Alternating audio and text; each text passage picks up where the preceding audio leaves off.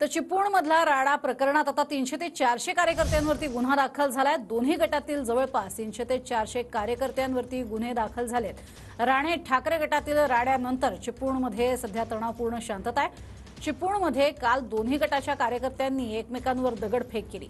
5 पोलिसांसह दोन्ही गटातील 40 कार्यकर्ते यावेळेला जखमी झाल्याची माहिती आहे। जवळपास 60 वाहनांचीही तोडफोड झाली अशी ही माहिती आहे। निलेश राणे आणि भास्करराव जाधव समर्थकांमध्ये काल चिपळूणमध्ये जोरदार राडा झाला होता।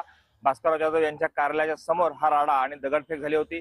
यानंतर मात्र पोलीस ऍक्शन मोडमध्ये होती आणि आपण पाहू शकताय या दृश्यांमधून की अशा पद्धतीने या ठिकाणी जो राडा झालेला आहे हा मोठ्या प्रमाणात झाला होता आणि यानंतर चिपळूण पोलीस आहेत हे सक्रिय झालेले होते। चिपळूण पोलिसांनी कारवाई जी आहे ही अंतिम टप्प्यामध्ये केलेली आपल्याला दिसून येते आणि दोन्ही समर्थकांवरती हे गुन्हे दाखल झालेले आहेत। 200 ते 300 जणांवरती गुन्हे दाखल करण्याचं काम हे चिपळूण पोलिसांनी केलेलं आहे।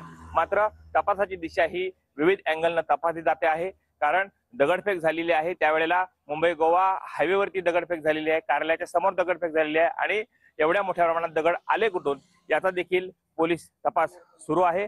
मोठ्या प्रमाणामध्ये झालेली दगडफेकीनंतर हे दगड फेकण्यासंदर्भात पूर्व नियोजित कोणता कट होता का या दृष्टिकोनातून देखील तपास चालू आहे। सध्या मात्र 200 ते 300 लोकांवरती गुन्हे दाखल झालेले आहेत आणि पुढील तपास जो आहे ह्याची दिशा आहे ही स्पष्ट होताना दिसते। मात्र अजूनही काही कार्यकर्त्यांवरती कारवाई होण्याची शक्यता आहे।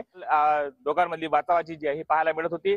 एकमेकाला उकसावण्याचा प्रकार जो आहे हा समोर पाहायला मिळत होता। पोलिसांच्या समोर हा सगळा प्रकार घडलेला होता आणि यानंतर आता पोलीस सक्रिय झालेले आहेत आणि गुन्हे दाखल करण्यासंदर्भामधली प्रक्रिया ही सुरू झालेली आहे। ठिकाणी काही लोकांवरती काही कार्यकर्त्यांवरती गुन्हे दाखल होणार आहेत। सध्या कृष्णकांत साळगावकर, TV9 मराठी, चिपळूण, रत्नागिरी।